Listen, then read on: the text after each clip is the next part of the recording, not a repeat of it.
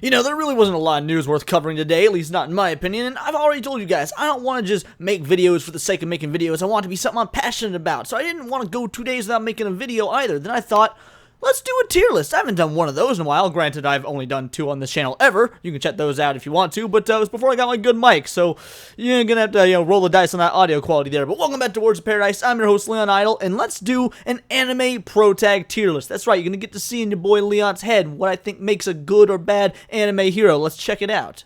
I'm also going to say from the jump that this is not ranking the show itself. I'm purely ranking the main characters from said show. So I picked 22 incredibly recognizable anime protagonists. You can see them down on the bottom here, ranging from old school anime from the 80s all the way up to the modern day, some in between. And we're going to go ahead and rank them between God tier, A tier, B tier, C tier, D tier, and 4Kids tier. I feel like 4Kids replacing the F is, well, relatively self-explanatory. So let's start about it. First, we got Alucard. Alucard, of course, from Hellsing. Now, Hellsing itself, pretty solid anime. I get a lot of people who really enjoy it. Even if you're not a big anime fan, this is a very easily digestible anime, but I'm going to throw him in the C tier. And let me explain why.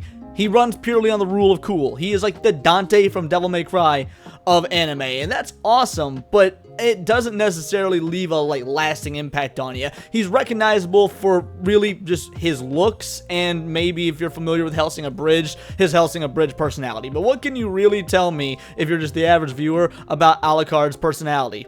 Not a whole lot. He doesn't stick out. Runs purely on the rule of cool. So I feel like a straight middle of the road C tier, pretty adequate, right? Next up, we got Dingy. Dingy being from the most overrated anime that come out in, honestly, recent memory. We got, let's see, what is there that's about Dingy that makes him worth the A tier? Absolutely nothing. D tier. Out the gate. D tier. Dingy's backstory is nothing, new, nothing spectacular. The Chainsaw Man, persona that he has is a cool enough idea, I guess, but once again, kind of like Alucard, it's more of a rule of cool thing. So, all in all, what's his main goal? What is it that you want to follow this character's journey? What makes you want to see if he makes his end goal? What is his end goal? It's to have sex. Like, there's no getting around it. That's his thing, is he wants to make sure that he gets laid before he dies. Now, I know that I'm a basement-dwelling weeb, and that you would think that we would just all be clamoring for a touch of the good stuff, but I'm sorry, that's not a good enough motivation for me to take seriously. I don't find his antics funny, and like I said, Chainsaw Man itself is a just sort of whatever anime. Next up, we got another recent one, the smash hit from Demon Slayer, which I said earlier when I meant to say Chainsaw Man because I'm dumb. Demon Slayer, we got Tanjiro. Where do you guys think I'm putting Tanjiro? Well, I'm sure you're going to be shocked, and at this point, probably turning the video off. He's going in the 4Kids tier. That's right, worst main characters so far. Tanjiro is the epitome of just the goody two-shoes anime character from a shonen. He is such a stereotypically shonen anime character that it's almost sickening. Now, I do like Demon Slayer. I'm gonna throw it out there. I think that Demon Slayer starts off pretty rocky and then ends up getting quite good, but none of the characters that make it good are Tanjiro. I don't know why the author wrote such a bland, lackluster, boring main character, unless the author's goal was to make every single other character, good and bad, shine, and if that was their intent, nail on the head. Still a goddamn awful character. Edward Elric, here we are, from the classic animes Fullmetal Alchemist / Fullmetal Alchemist Brotherhood, and I know I'm about to give you all some opinions that you might not like, but I prefer the original. I know, Brotherhood's the more manga accurate one, but I love the original, but both are great, and an anime that is so great deserves a great protag. He is our first A-tier protagonist. Edward Elric is the sort of character that you can immediately identify with, even if you do not know his whole story, even if you do not know what makes him tick or what his motivations are, not that it takes you long to figure out in the show, but let's say you never watched it, you're just gonna get behind this character. He's got a good sense of right and wrong, but he's not exactly a goody two-shoes like Tanjiro. He's willing to do the things, to make his hands dirty to achieve his goal. His goal at the end of the day is a noble goal, and it's also a goal that he wants to do due to his own hubris, his own screw-up, his own mistake, which I feel like everybody has that sense of, man, I want to atone, or at least I hope all of you have a sort of conscience where you can want to atone for things you've done wrong in the past, and he also always does it with a smile on his face until it's time to get serious, at which point, my god, does he get serious. Edward Elric, easy A tier. I cannot, however, say the same thing for our boy Eren Jaeger here. Eren Jaeger is, he's honestly really similar to Tanjiro in that he's so boring that I shouldn't say he's boring. He's so lackluster that if the goal for the author was again to make every other character that's not the main protag stick out, honestly, he failed at that too. Attack on Titan, it has almost no standout characters. I don't get why everyone likes the show so much, aside from they got into it during their edgy late teen years, and it just sort of stuck with them. Yeah, he's not quite 4Kids tier though. Eren Jaeger's going in the D tier. I'm sorry, I don't the methods to his madness. There is no method there. His overall grand plan is one that you can very easily and statistically just blow so many holes in. How he arrives to the conclusions he comes to makes no damn sense. His motivations to start the show seem relatively normal, but as the show unfolds or the manga unfolds and it gets more and more complicated, he becomes less and less, I shouldn't say easy to identify with, because I hope that nobody identifies with this character, but he becomes less and less interesting to try and follow, and you know, other characters, you do at least find some interest in them. I know I made the joke earlier, there's no interesting characters. That's not true. I mean, Armin is an interesting character. Anyone that's not Levi is interesting by comparison. Like, Levi is just awful. But all in all, I don't know. I don't know what there is to love about Eren, if anything whatsoever. So yeah, he's just going to sit in the D tier, and hopefully he'll be forgotten alongside his entire awful anime in about 10 years' time. But let's not focus on negative things. Let's talk about Ichigo Kurosaki. Now, funny story about Bleach. Your boy ain't a Bleach fan. Ish. I did not like Bleach growing up because I thought Bleach was everything that it wished it could be Yu Yu Hakusho. Like, Bleach was just the sloppy seconds of Yu Yu Hakusho. And let me tell you, 1000-Year Blood War changed that. I have been loving 1000-Year Blood War. Ichigo himself, though, yeah, kind of a mid-tier character. He's going in the C tier. He's sort of just generic shonen character. A lot of what makes Bleach 1000-Year Blood War good is the extended cast, which is a lot of what makes the original Bleach, appeasable for other individuals as well if they'd never seen Yu Yu Hakusho. But it's the supporting cast, it's the setting, it's the powers, and in 1000-Year Blood War, it is the art. I mean, the art is just over the moon fantastic. But at the end of the day, Ichigo himself, he's far too generic. He really is. So yeah, Ichigo comfortably in the C tier. Ryo Saiba. A lot of people don't even know who this is, I would gather, because you guys don't watch classic anime. You're too, you're too used to your modern stuff. You're Demon Slayers. You're Chainsaw Mans. You don't go back and appreciate the classics, and you got no greater classic than City Hunter. By the way, if you are able to find this show, the original version was not dubbed, so don't watch the, but more modern versions and whatnot, they have been. Don't watch them. The dub just destroys this anime. This is one of the very few I will say you gotta watch subbed. He is going in the B tier. Now, for those of you that have seen this, you're probably like, yo, Leon, what are you doing? He's literally the same as Dingy. He's a sex-crazed funny guy. Yes, you're right. Except for his jokes land. Like, he is actually a funny character. And there is a lot more to him under the surface. You can probably say there's a lot more to Dingy under the surface as well. Maybe if you've read the manga, you can say that. I haven't. I've watched the anime, and thus far, no, we really don't have a whole lot of character from Dingy. Ryo Saiba, on the other hand, he has a lot of character underneath his sort of womanizing and perverted, the surface level of him. Not only that, he's actually good at his job. He's threatening. He's supposed to be kind of a cross between Master Roshi from Dragon Ball and James Bond, and they hit the James Bond elements on the head. Like, he is truly one of the most interesting street-level hero anime characters in the game. So, yeah, if you want to just chalk him up to the 80s version of Dingy, and he's nothing more than a funny, funny pervy guy, you could do that, but again, Ryo Saiba is actually funny, and the anime he's from is actually good, which does elevate his character. Inuyasha from Inuyasha. Look, I love Inuyasha, like, as a show, and as a character, he's fine, but I'm gonna throw him in the C tier, because let's be real. Have you ever met anyone who watches Inuyasha and had them ask them their favorite character, and they said Inuyasha? Like nobody. Like, he's cool. His design is super great. He's got a very memorable design, and of course, Inuyasha was one of those classic anime that probably got a lot of individuals into anime, at the time it came out. And I'm not dogging the show whatsoever. Dogging, sit boy. But no, Inuyasha himself as a character, he's fine. He's a lot like Ichigo. He's there to get the job done as the anime protag. But really, aside from his design, I don't think there's a whole lot special to him. Again, I've never met somebody whose, favorite anime was Inuyasha, or even who just likes the show, say that he's their favorite character. He is serviceable. He does a serviceable job as a main character. So yeah, let's just move on. Sorry, boy. Alrighty, we got Mr. Shonen himself, probably the single most famous shonen character of all time. We got Goku. Now, you already know your boy's stance on Dragon Ball Z, so where do you think I'm putting him?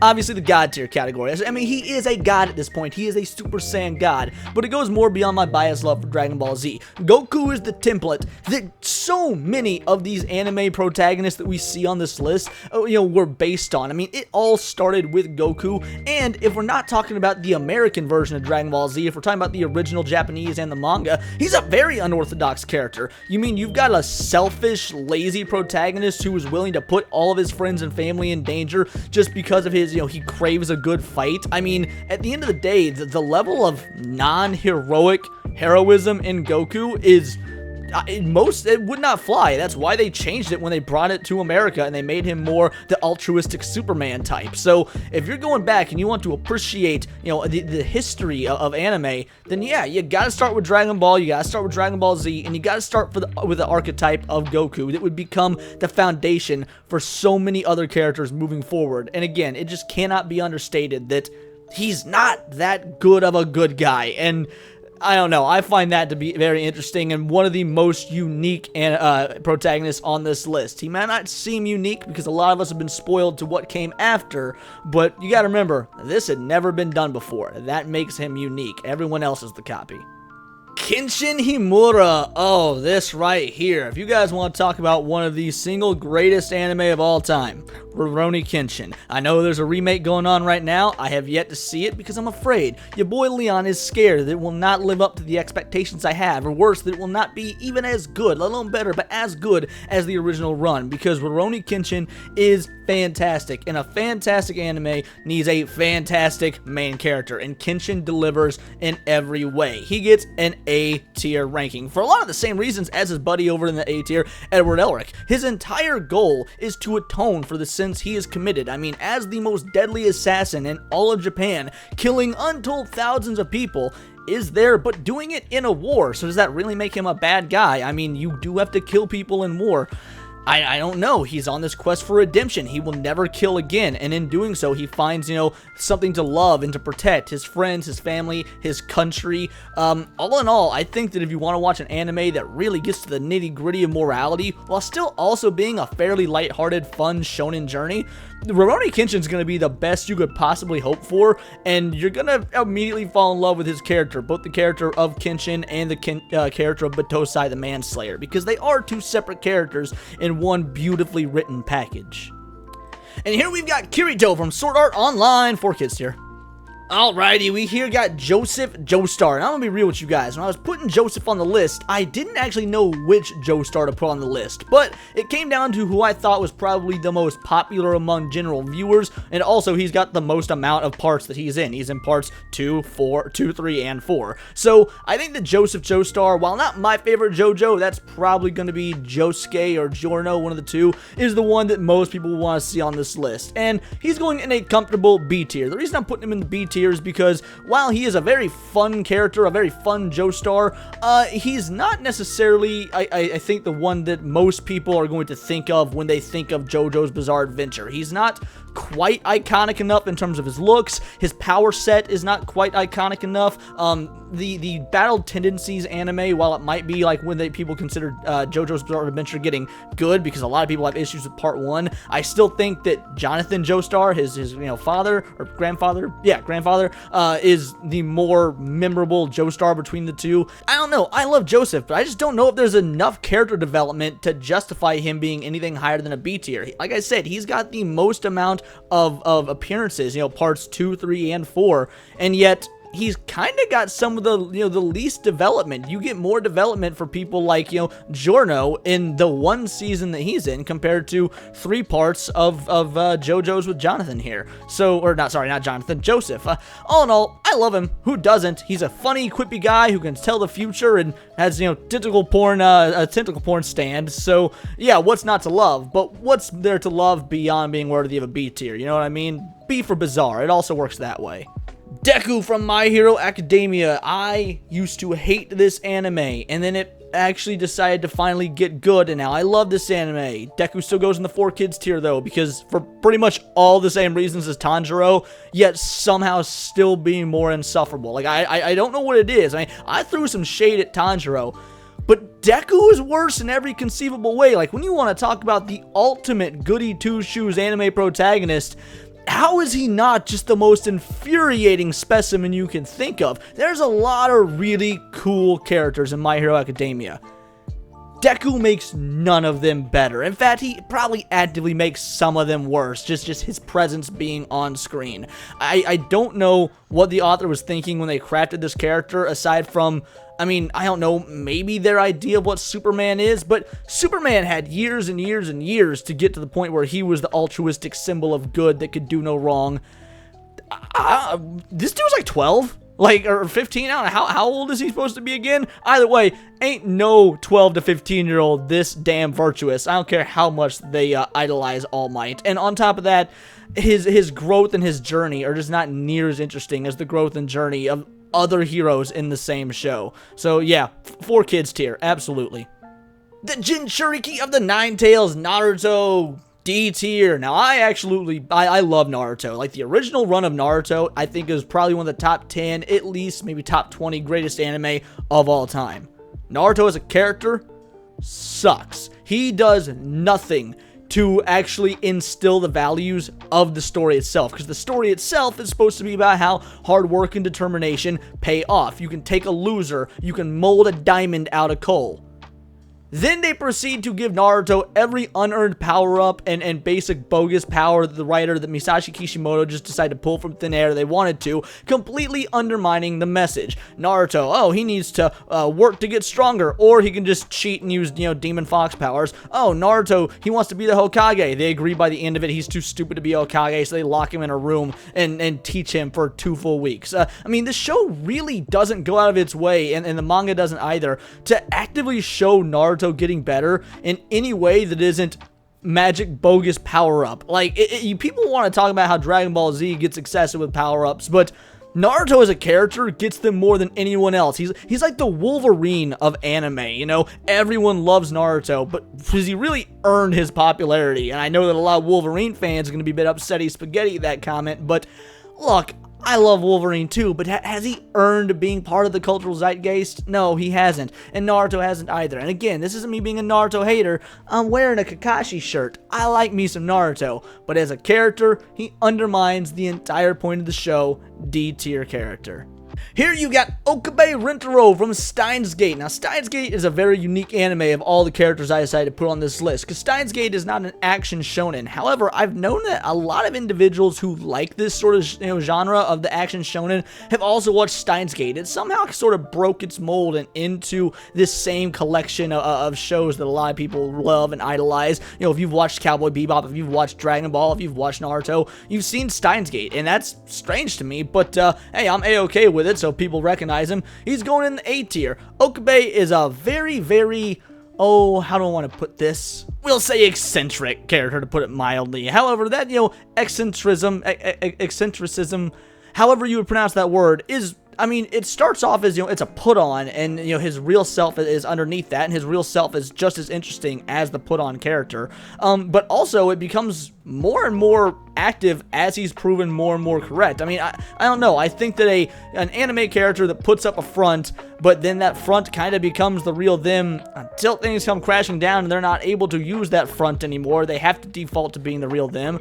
I don't know. I think that Okabe is a really interesting case study. He's sort of the epitome of a character-driven anime. I mean, yeah, there's definitely events and stakes in Steins Gate, but they're all very character-driven as opposed to, action or event-driven. So I think that Okabe is a really interesting way to write a main character when, yes, he's a smart character, but you always don't know if he's being truthful or if, if the answers he's come to at the end are the correct answers, or if he's just a blustering idiot because he's so eccentric he doesn't want to be seen as wrong to anyone. So yeah, if you're interested in anime about time travel and you like a lot of shonen anime, but you've not really dipped your toes in something that's a bit slower and more methodical, but still just as anxiety driven, then yeah, I'd give Steins Gate a chance. I'm very limited as to what I can say about Okabe without spoiling certain things, because this isn't like a Naruto or a Dragon Ball Z. You're not gonna want spoilers for Steins Gate, which makes his character a little bit difficult to talk about,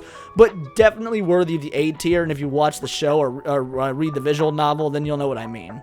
Saitama, the One Punch Man himself. Where will he go? What should he do? I mean, he could probably beat anybody on this list with the exception of Goku. So where? Well, what makes him a C tier character? I'm gonna be real with you guys. The reason I say he's a C tier is kind of for the same reason that Ryo Saiba is in B and Dingy is in D. When you've got these sort of one-dimensional comedic characters, then there's only so far you can go with them. I don't think that the comedy in One Punch Man that comes directly from Saitama will last as long as the one in City Hunter, but I also think it has more longevity than what we got in Chainsaw Man. So all in all, I think that Saitama fits very comfortably in that C tier. You're gonna watch season 1 and you're gonna find it hilarious. You're gonna watch season 2, all of a sudden, Saitama's not near as interesting a character anymore, but the story of the show still keeps you going. Like, I think that there's only so much you can take of Saitama before the show, for very obvious reasons, gets boring. He's not meant to have a very deep and expansive character. That's why he is a parody of the typical shonen, where typical shonen characters aren't really that deep. And however, even when you're doing a parody, if you're only going to parody one particular genre or niche, you can only extend that parody so far, giving a very middling performance to Saitama as the source material keeps going. So all in all, I think a C tier for Saitama, pretty fair. Shinji.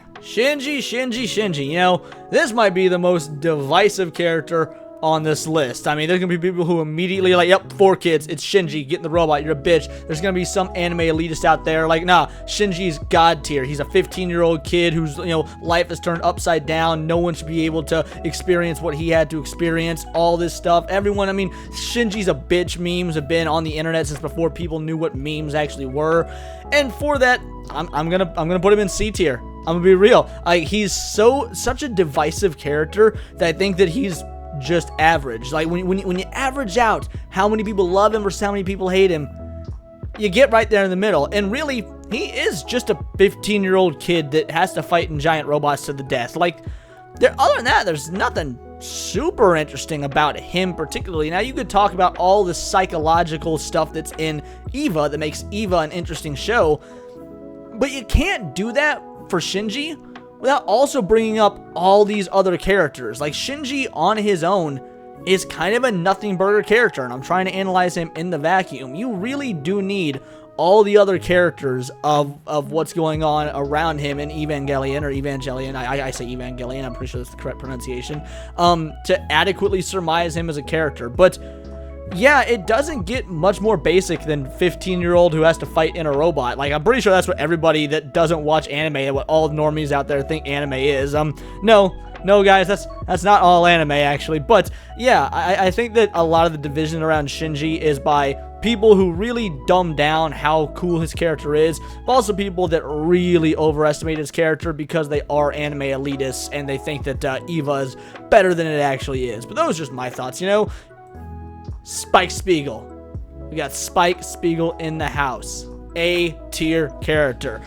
Yeah, there are very, very few anime characters that can touch Spike Spiegel. Unlike Alucard, who I said runs purely on the rule of cool, Spike Spiegel's rule of cool is just surface level, and there is so much more underneath. And especially when you're looking at the episodic format of the show, a show that doesn't have much of an overarching story, but you do get an underarching, as I would call it, story when it comes to the character that is Spike Spiegel, his past, and how it is dictating the episodes going forward. I really don't want to talk too terribly much about this character just because there are some people I know haven't seen this show, and if you've never seen Cowboy Bebop, I don't know what you're doing with your life. Like, it is truly one of the single greatest anime ever made, and the director Shinichiro Watanabe is, in my opinion, the best director in all of anime.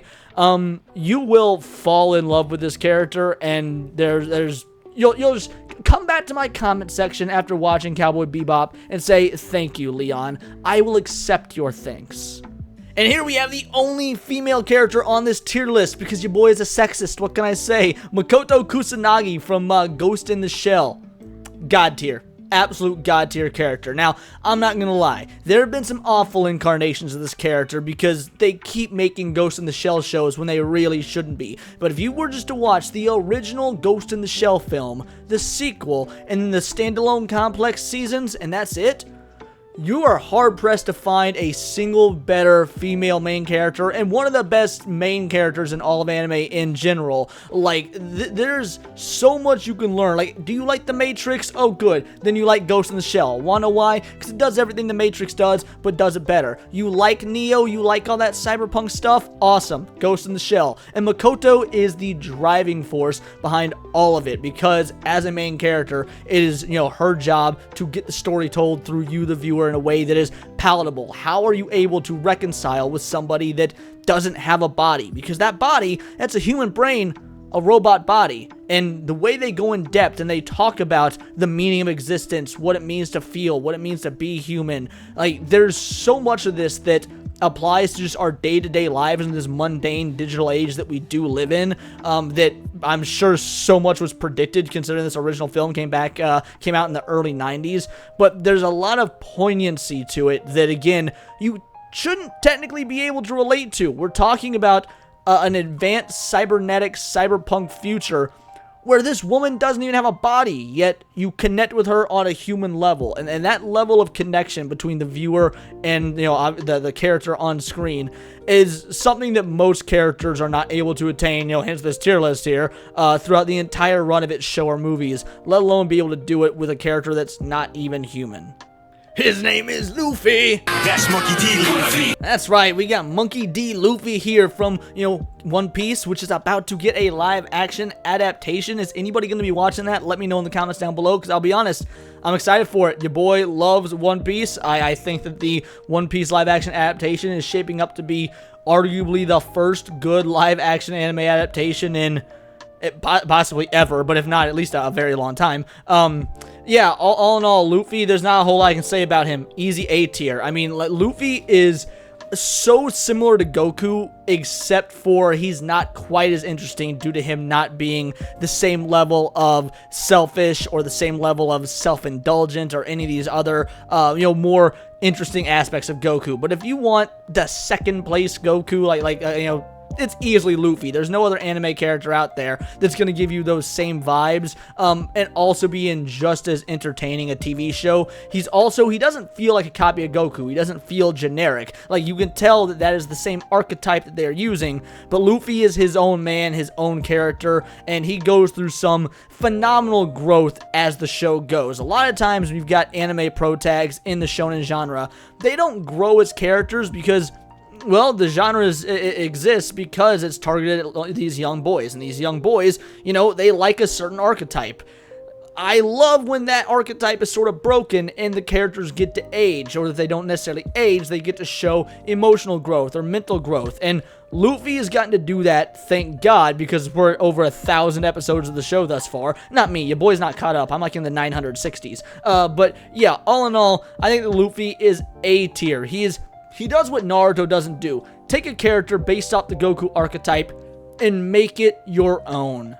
Vash the Stampede, B tier character. Now, I love Vash, but that being said, Vash himself, he's kind of similar to Jonathan here in the B tier, in that the show is more memorable than the character itself. You could also say he's, you know, got a lot of the same problems as Alucard. He's very memorable due to his design, the way he's drawn. Like, if I just showed you a picture of Vash the Stampede, you would know, yeah, Trigun, that's Vash. But what can you tell me about Vash? Like, he's got a cool, fun-loving personality. He's definitely the altruistic, heroic type. But other than that, he doesn't leave as much of an impression on you as the overall show leaves on you, as the world building leaves on you. I don't really, once again, I meet people and we'll talk about anime and someone will bring up, oh, I love Trigun. but they won't actually name Vash by name, or they won't bring up, what they love about him. So while I do, it might even be so lame, I almost said lame. I wouldn't say lame. It might even be so much to put him in the C tier, but I can't bring myself to do that. Like there's something keeping me from putting Vash in the C tier. He's gotta be B. That being said, I've not watched the newest, Trigun Stampede, the prequel. I don't know if his character's changed. I don't know if it's good. I don't know if it's well done. I'm basing all this information purely off the original run of Trigun. And last but not least, Yusuke Urameshi. God tier, easy. Yu Yu Hakusho, again, it is what Bleach wishes it could have been. If you want to talk about an anime that is just out of this world, figuratively and literally, then this is how you do it. Yusuke is also very unique in that he is from the era where everyone was the Goku archetype in Shonen, but he wasn't. Yusuke is not a Goku archetype. He is a very down-to-earth, serious, animalistic, almost, I say animalistic, not really animalistic, but he's juvenile, he's bratty, he's angry, he's angsty. He's the epitome of the bad guy with a heart of gold, character archetype, but still on a good guy. He is a good guy. He's just a really shit person good guy. And to do this, at the time this came out, and especially to bring it to America for people to see this archetype, was, it was extraordinary. It was it was unheard of. I do think they push his character down a little bit too generic of a route near the 3rd and 4th seasons, but that being said, it's still Yusuke Urameshi, and it still takes a long time for us to finally get to him eventually becoming generic. And again, this was, it was the 90s. It may not have been a generic plot move at the time. I can't say I know for sure, and I'm trying not to spoil what it is. Again, I've been trying to do most of the spoiler-free, despite the fact that so many of these anime are 30 years old, because I'm just nice to you guys like that. But the point is, the big reveal about him that comes later on near the end of the show, while it's considered generic now, maybe it was one of the first to do it at the time. I'm not actually sure. But all in all, those are my thoughts. We have got in the 4 kids tier, Tanjiro, Kirito, Deku. The D tier, Dingy, Eren Jaeger, and Naruto. The C tier, Alucard, Ichigo Kurosaki, Inuyasha. Why am I blanking on Saitama's name? Shinji. The B tier, Ryu Saiba, Joseph Joestar, and Vash the Stampede. The A tier is Edward Elric, Kenshin Himura, Okabe Rintaro, Spike Spiegel, Monkey D. Luffy, and the God tier, the 3 greatest anime protagonists, at least from all the ones that I pulled from, because let's be honest, there's a lot of anime out there. I only pulled from what I consider to be probably some of the most popular.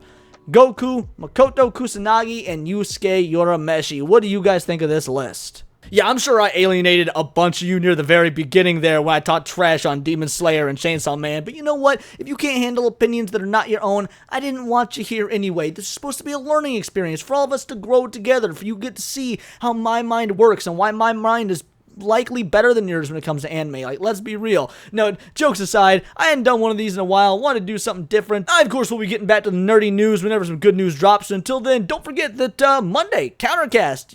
We're going to have some fun on the Countercast. I got some guests to bring on. We're going to go over the nerdy news and a live free speech open forum. Let's do it. I will see you at 3 o'clock p.m. Central Standard Time on Monday for Countercast. Until then, please do subscribe. I am a nerdy news channel. I cover nerdy news every day, unless I'm doing random little one-off things like this. And until then, it's all here in the Nerdosphere, and this has been Words of Paradise.